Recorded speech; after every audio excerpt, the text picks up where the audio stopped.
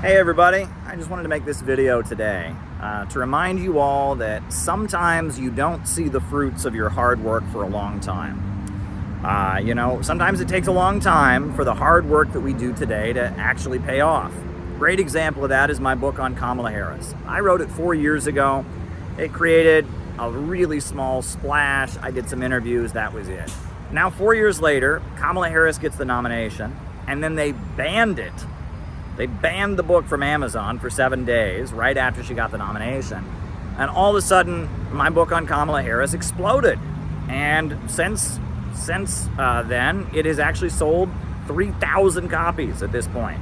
And I've been on every major show about it, and it was a huge predictable prediction that I made that Kamala Harris was going to become important, that she would be that there were people in the ruling class that were pushing really hard for her to become the vice presidential and eventually the presidential candidate of the Democratic Party. And what I wrote about her personality and all of that has become so much more true and so much more observable in the last few years. But if I didn't see the payout coming, it took a while for my book on Kamala Harris to really, come into fruition. And that happens in all of our lives. Sometimes the conversations you might have with people today, you don't feel like you're changing their mind. But 2 or 3 years down the road, they're going to think about what you said. Something's going to happen in their life, and they're going to learn from it. You have to remember that the payout doesn't always come immediately. A lot of times there's delayed gratification.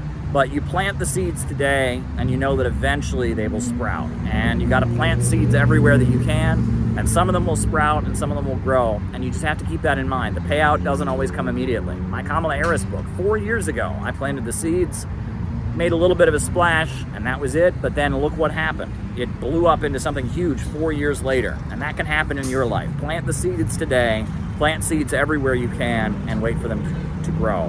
Never underestimate what will actually blossom if given time.